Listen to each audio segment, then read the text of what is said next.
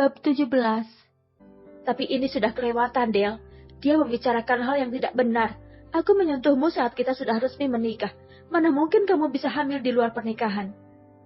Jawab Demian tak terima karena dia sudah mendengar gosip itu berkeliaran di luaran sana. Sudah, biarkan waktu yang menjawabnya. Aku kan melahirkan memang butuh waktu 8 bulan. Dan itu pun karena anak kita kembar. Nanti kita adakan syukuran dan mengundang seluruh karyawan kantor. Biar mereka bisa menilai sendiri kalau ucapan Haikal tidak benar. Percuma sayang kita melawan dengan perkataan. Mereka juga tidak akan percaya. Toh saat ini belum ada buktinya kan? Terang Adele lagi. Demian mencium tangan Adele. Sebenarnya dia yang takut karena ini kehamilan pertama Adele. Dia takut Adele stres akan berita di luaran sana. Tapi ternyata dia salah. Adele tidak ambil pusing dengan gosip yang diedarkan Haikal. Adele terlihat santai menikmati hari-harinya saat ini. Haikal benar-benar menguji kesabaranku. Geram Demian. Kalau saja tidak memandang kakaknya, Heru, sudah pasti Demian menendang Haikal dari kantornya ini. Karena Heru yang terus-menerus memohon pada Demian dan Adele agar tetap memperkerjakan Haikal membuat mereka tidak enak hati. Satu tamparan keras dilayangkan Bu Fatma untuk Karin, membuat Karin meringis kesakitan, memegang pipinya yang memerah. Bu Fatma yang tidak sengaja memergoki Karin sedang makan siang bersama lelaki lain dengan begitu mesra di salah satu restoran di mall saat Bu Fatma sedang arisan dengan teman-temannya. Ma, apa-apaan kamu? Bentak Pak Heru. Bukan maksud membela Karin, tapi Pak Heru pusing dengan adanya pertengkaran setiap hari di rumah ini. Perempuan ini benar-benar murahan, Pak. Dia sudah menjual tubuhnya dengan lelaki lain. Dia mengkhianati Haikal anak kita. Bentak Bu Fatma. Saya sudah lama menginginkan perceraian. Tapi anak mama sendiri yang tidak mau menceraikan saya. Isa Karin. Jangan mimpi kamu. Haikal akan menyiksamu sesudah ini. Kamu sudah membawa aib untuk keluarga kami. Ma, cukup. Kamu yang memilih dia dan sekarang kamu rasakan imbas dari pilihanmu. Ucap Pak Heru menyudahi pertengkaran mertua dan menantu ini. Karin segera berlari masuk ke dalam kamar ibunya. Rin, sudah ibu katakan. Kita lari saja dari rumah ini. Ibu sudah tidak tahan melihatmu terus disiksa begini, nak. Ucap Bu Warsi. Dia tak bisa berbuat apa-apa karena sudah pasti Bu Fatma akan ikut menyiksanya. Bahkan Satria jika dia ikut campur. Bu, kasihan Satria kalau kita pergi mau tinggal di mana kita, Bu? Aku tidak punya uang lagi. Pekerjaanku pun tidak tetap, Bu.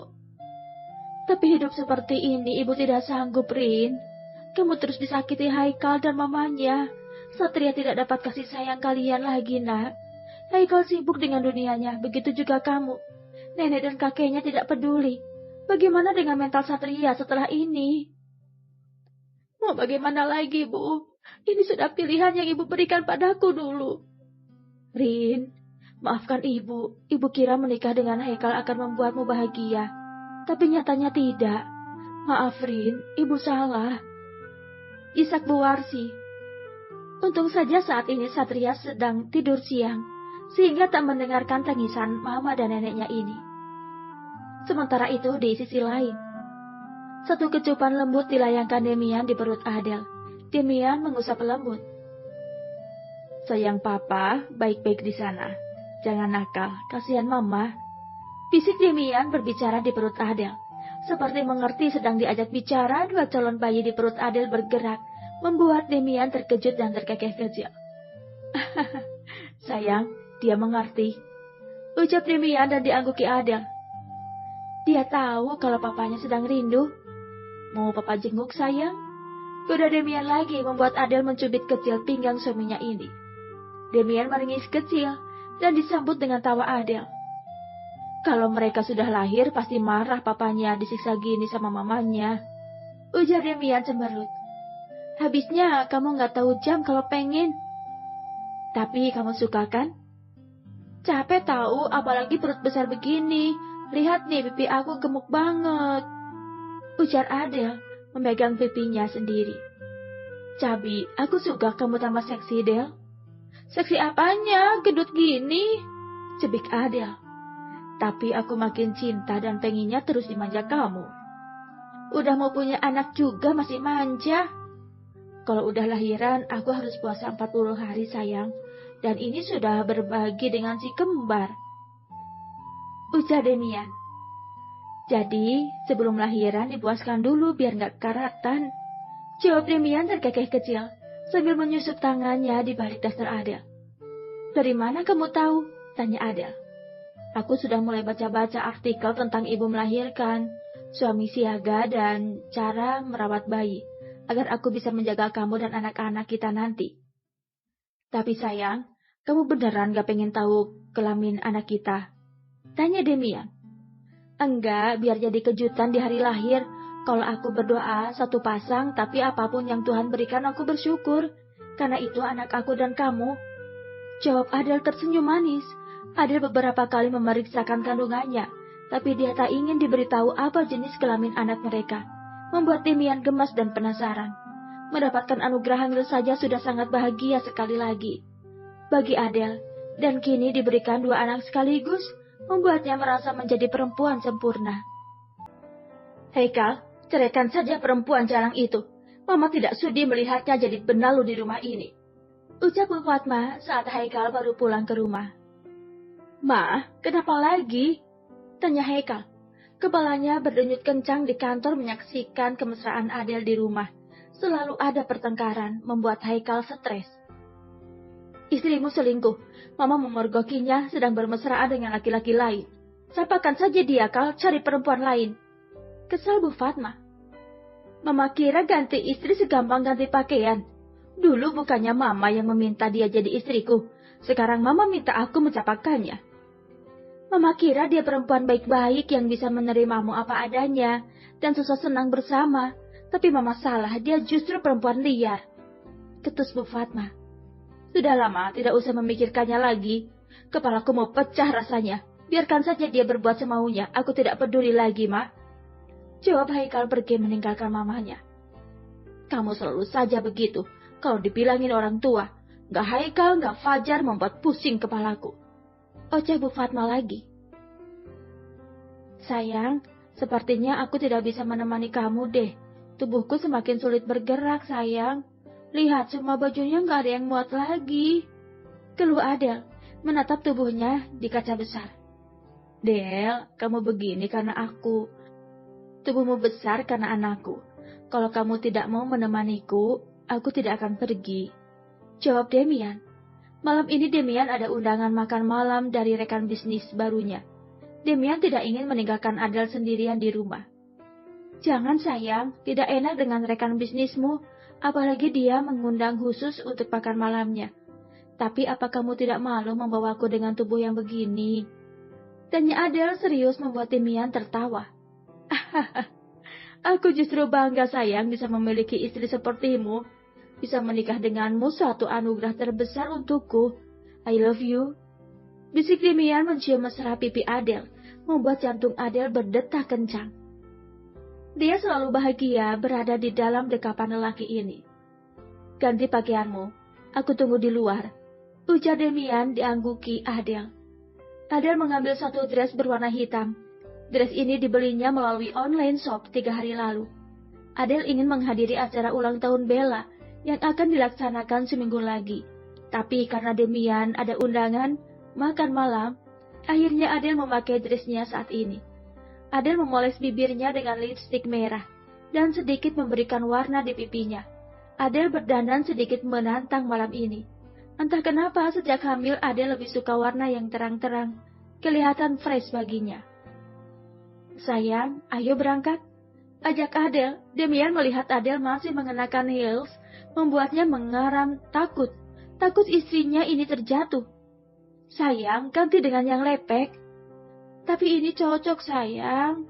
Rengek Adele. Enggak. Aku nggak mau ambil resiko, Del. Cepat ganti, kalau tidak dibatalkan saja acaranya. Yang punya acara siapa yang ngebatalin siapa? Oceh Adele sambil berjalan mencari sepatu lepeknya. Mulutnya terus mengoceh, membuat Demian gemas dengan si cabinya ini. Sudah, jangan bawel. Ayo berangkat. Ajak Demian menuntun Adele pelan ke arah mobil di parkiran. Tak berapa lama Adele dan Demian tiba di restoran mewah. Tempat Demian janjian bersama rekan bisnisnya. Memang semua Anita yang mengatur. Demian tidak tahu menahu siapa rekan bisnisnya kali. Karena sibuk beberapa waktu ini mengurusi Adele yang tengah manja padanya. Demian melihat Haikal, Anita, dan ada 2 orang wanita lagi dari kejauhan. Memang saat ini Adele sudah terbiasa melihat Haikal. Dia tak ada perasaan canggung lagi memperlihatkan kemesraannya di depan Haikal dan yang lainnya. Adele bergelayut manja di lengan suaminya ini. "Selamat malam, maaf saya sedikit terlambat," ucap Demian sopan. Demian melihat siapa rekan bisnisnya kali ini. Tapi saat dia hendak menyalaminya, Demian terdiam kaku. "Sarah," gumamnya pelan. "Terima kasih masih mengenalku, Demian. Silahkan duduk," ujar perempuan tersebut. Adele memicingkan matanya, dia tidak tahu siapa perempuan itu. Bahkan namanya baru kali ini Adele dengar. Dulu saat dia menikah dengan Haikal, Demian sudah menduda. "Perkenalkan, dia Sarah Wijayanto, rekan bisnis kita untuk pembuatan produk kosmetik terbaru. Saya rasa tidak perlu memperkenalkannya lagi pada Pak Demian. Beliau sudah pasti lebih kenal daripada kita," sindir Haikal yang memang tahu kalau Sarah adalah mantan istri Demian.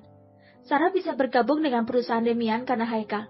Haikal yang memintanya pada Sarah, karena Sarah sendiri saat ini sudah menjanda, ditinggal mati oleh suaminya.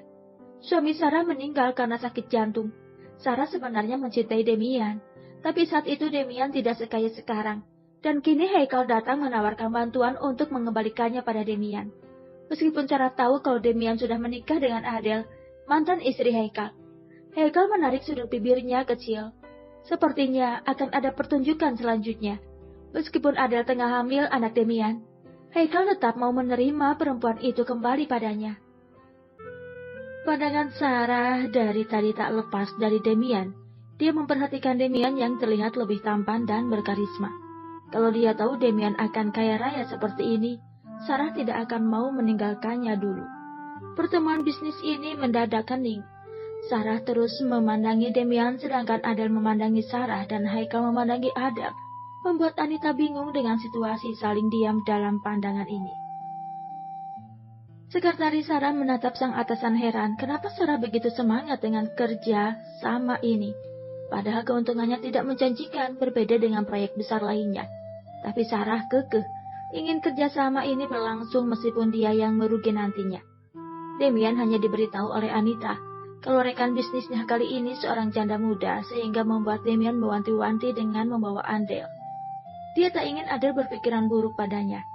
Demian berusaha membuat kepercayaan Adele penuh meskipun kelak mereka memiliki anak. Demian akan memboyong pengasuh untuk ikut dalam acara di luar kantor. Deheman kuat Anita membuat buyar lamunan semua orang yang berada di meja makan itu. "Bisa kita mulai?" tanya Anita sopan, menatap satu-satu wajah mereka. "Tidak, batalkan kerjasamanya," pinta Demian membuat Anita heran.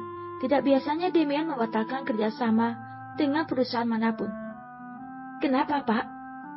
"Saya tidak suka bekerja sama dengan mantan. Saya sudah memiliki kehidupan sendiri," jawab Demian tegas. Dia tak peduli Anita tahu, yang jelas dia harus menjaga perasaan Adele. "Saya tidak menyangka kamu masih memiliki hati dengan saya, sehingga takut untuk melanjutkan kerjasama ini," ucap Sarah tersenyum kecut. "Sarah, saya dan kamu masa lalu dan saya sudah memiliki istri yang sedang hamil, jadi jangan macam-macam." "Om, Tante Sarah datang murni untuk kerjasama.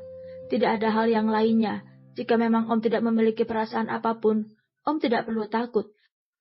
Karena ini murni kerjasama antara perusahaan. Saya rasa Adele juga akan profesional dalam bekerja." Syaud Haikal menatap Adele. Adele menghela nafas panjang, sepertinya dia mulai mengerti kemana arah pembicaraan ini. "Terima saja sayang, aku tak keberatan," jawab Adele santai. Pembawa wanita ini sangat tenang, sehingga sulit sekali untuk ditebak. "Tapi Del, aku yang akan menemanimu saat bertemu dengannya nanti," potong Adele menggenggam tangan Demian dan mengangguk kepalanya. Adele tahu kalau ini pasti permainan Haikal, karena dari tadi Haikal yang kekeh ingin kerjasama ini berlanjut. "Akan aku tunjukkan siapa aku, jangan kira aku perempuan lemah yang menangis saat tersakiti." Batin Adele tersenyum kecil. Salah jika Haikal masih berani main-main dengannya. Dan salah besar jika Sarah menganggap ada perempuan manja yang tak mengerti apa-apa. Haikal tersenyum kecil. Pikirannya akan ada pelangi setelah hujan. Adel tidak akan sanggup melawan Tante Sarah yang memang cinta pertama Demian dan lambat. Tapi pasti Adel akan kembali ke pelukannya lagi. Sementara itu di sisi lain, Del, kenapa tidak mundur saja sayang? Aku berpikir ini hanya akal-akalan Haikal dan Sarah untuk mengganggu rumah tangga kita. Ujar Demian saat mereka sudah di dalam mobil. Sayang, sekuat apapun badai datang dalam rumah tangga kita, selagi kamu tidak goyah, aku tidak akan takut. Justru aku ingin perlihatkan pada mereka, kalau hanya aku perempuan satu-satunya, agar mereka bisa tahu diri, di mana posisi mereka seharusnya. Jawab Adel mantap. Kamu yakin? Selagi kamu tak mengkhianatiku, aku yakin. Jangan biarkan aku berjuang sendiri, sayang. Karena itu menyakitkan. Bersambung.